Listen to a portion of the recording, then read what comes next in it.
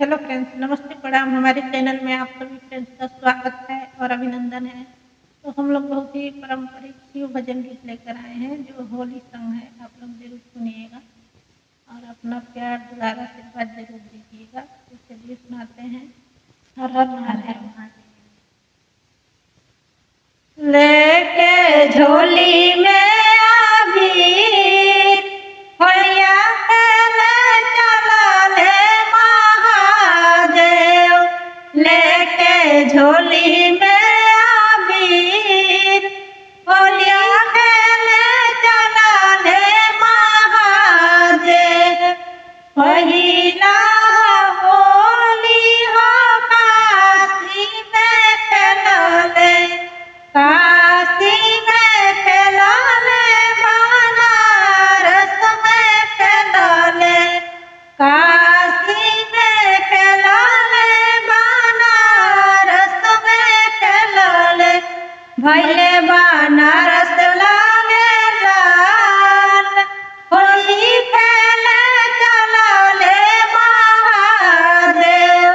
भैले बनारस लागे लाल, होली खेले चलले महादेव।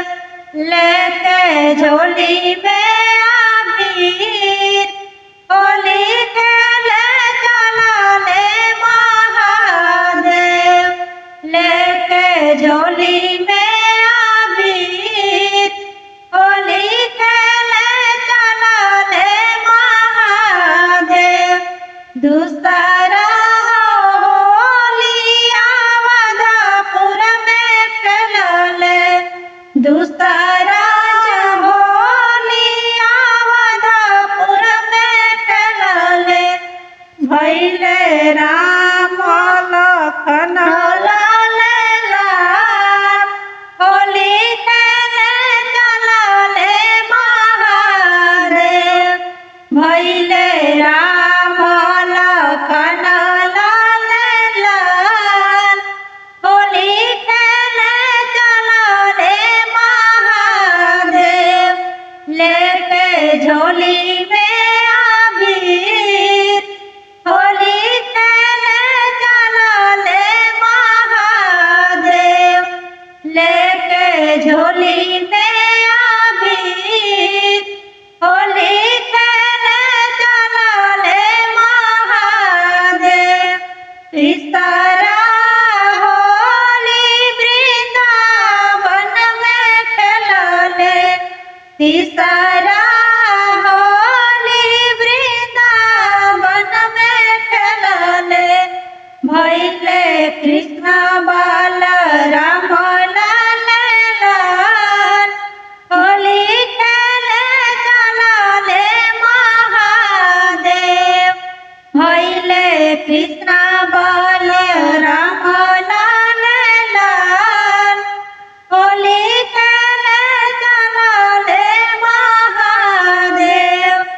लेके झोली में अबीर होली खेले चलले महादेव।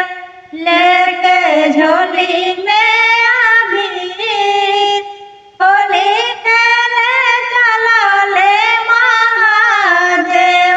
पांचवा होली गाँव घर में खेलले, पांचवा होली नगर सब में खेलले।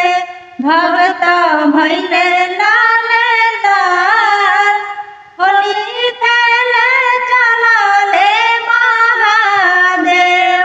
भगत भैले लाले लाल, होली खेले चलले महादेव। लेके झोली में अबीर होली खेले चलले महादेव। लेके झोली में